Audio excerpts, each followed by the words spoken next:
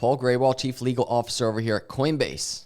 Huge filing coming out today. Huge update in terms of the SEC versus Coinbase case that's going on. Today, Coinbase filed our answer and notice of intent to file a motion to dismiss the SEC case against us. We welcome dialogue anytime with any regulator, including the SEC, and believe new legislation and rulemaking is the right path forward, but the claims in this case go far beyond existing law and should be dismissed. I'm going to break down the most important things, at least from my perspective, in relation to this filing, and it is a long one, 177 pages, and there are some drop the mic type of moments I want to go over in this filing, but really big news. And this was from a couple of months ago. I tweeted this. And I know I show this clip a lot, but this is Chief Legal Officer of Coinbase, Paul Graywall. This is what the space needs. And look at where we've come over the last 2 months from this clip. Coinbase will defend itself vigorously in litigation if it comes to that. But it does not have to come to that. We will show up at your offices any day, any time to discuss a workable path forward for our industry. That move of confidence in this video, this is why I show the clip a lot. That said something very powerful to me, the move of confidence in this very short clip. And it gave me confidence in not only just Coinbase, but just the crypto space and this battle that the crypto space is in right now for clarity. That's why I show that clip. So Coinbase just filed a motion to dismiss the SEC against them, citing the cryptocurrencies traded are not securities. According to Coinbase, and this is referencing a Bitcoinist.com article, according to Coinbase, the issuers of these tokens have no obligations to investors. None of the assets the SEC has now identified are in fact securities. And for that and other reasons, secondary transactions in those assets are also not securities. I'm going to bring up some huge pieces of the filing and a letter to Judge Falia in just a second, but let's just kind of break down what's happening from a surface level. Coinbase seeks dismissal of SEC suit, claims extraordinary abuse of process. So we see Paul Graywall in that clip from a couple months ago saying, hey, if we need to like kind of go to battle here, we will. They're looking for clarity. They're trying to have a conversation with the SEC, but if we need to step it up, we will. And this is what this headline demonstrates. The motion to dismiss argues that even if all the allegations in the lawsuit are true, the plaintiff does not have a valid legal claim. Even if the SEC were correct, and here's from the filing, even if the SEC were correct that the assets and services it identifies are within the scope of its existing regulatory authority, this legal action must be dismissed on independent grounds that it violates Coinbase's due process rights and constitutes an extraordinary abusive process.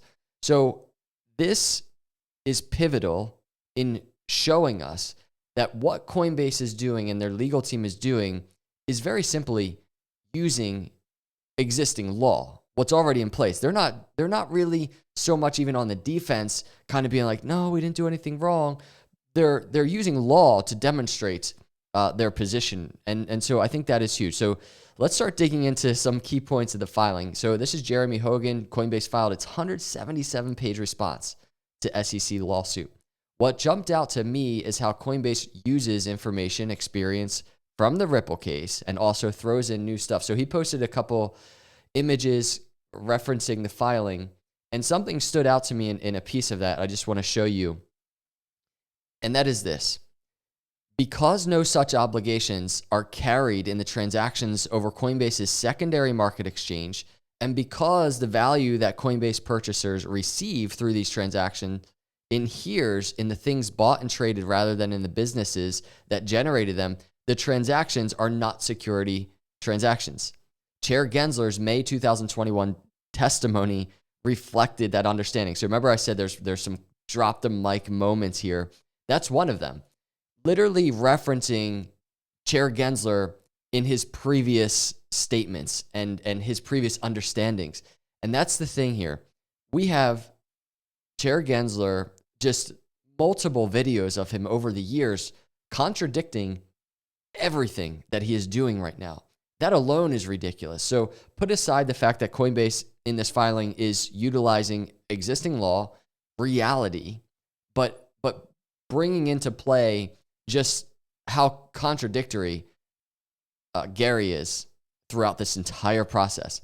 And here's another one. This is actually not from the filing, but from a letter to Judge Galea. Coinbase has answered the SEC's complaint with numerous defenses, including that this action violates due process and constitutes an abuse of discretion. But there is a more fundamental problem with the SEC's case. One that the chair recognized 2 years ago, and that entitles Coinbase to judgment on the pleadings now. The subject matter falls outside the SEC's authority. And I'm really happy that this was in that letter, kind of front running this filing, right? So, because that's a huge point. The subject matter falls outside the SEC's authority. That's something that just many people know. So I want to go down a little bit. This is a piece that kind of stuck out to me. Two pieces, actually. Even if the SEC's construction were colorable, the major questions doctrine would require its rejection and deference to Congress's prerogative to choose for itself how to regulate a significant portion of the American economy. That is because courts presume that Congress intends to make major policy decisions itself, not leave those decisions to agencies. And here we go. This is where it specifically is talking about different tokens, other digital assets. And remember, there's like 177 pages here. There is so much. So this is just kind of picking out one main part of it, which is the tokens that were kind of labeled as securities in that complaint from SEC.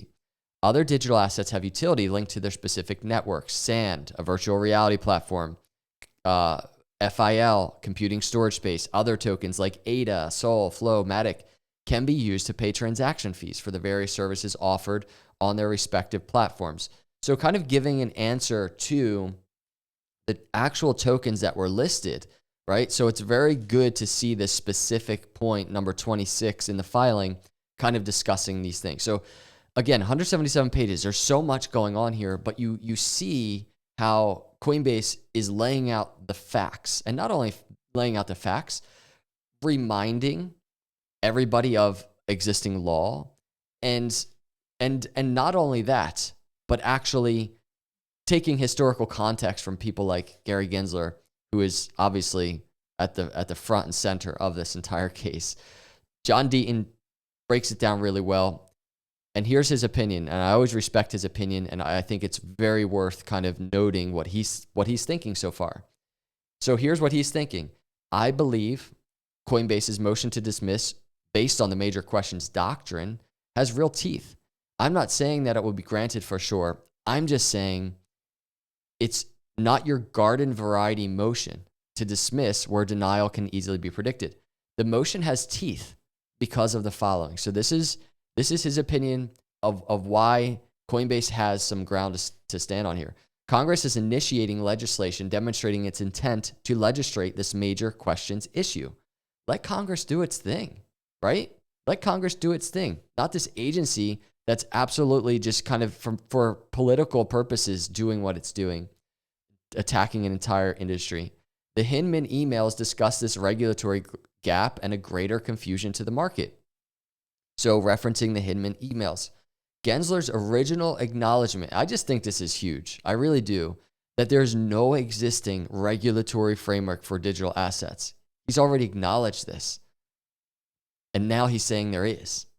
The fact that there isn't a single case in history, this is another big one, a single case in history that has found a secondary sale of an investment contract to also be an investment contract. In fact, the one case that involved a secondary sale found that it wasn't. I think he's referencing the library case, their token. There isn't a single case in history where the courts have found an investment contract when there exists no privity between the issuer, promoter, and the buyer. And then lastly, the Supreme Court's decision in West Virginia versus EPA. I wasn't too familiar with this, but brought it up in an article. This is what he's referencing, West Virginia versus EPA. Good news for Bitcoin. Beyond the obvious, the decision, which found that the EPA exceeded its authority, will have wide-ranging benefits for Bitcoin. Is SEC exceeding its authority? I'm pretty sure. I think so. John Deaton laying out some really good points on the strength of this. But again, huge news coming out today. Let's see how this kind of progresses. Obviously going to be a ton of opinion on one side or the other in terms of what's going on here. But let me know your opinions in the comments below. Hit the subscribe. I'm trying to bring that news to you, everybody. There's so much going on in crypto as we kind of navigate through the bear to bull and these cycles of crypto. There's a lot going on. I appreciate your support as we grow here. Hit the like button for me on the way out. I will see you in the next video. God bless.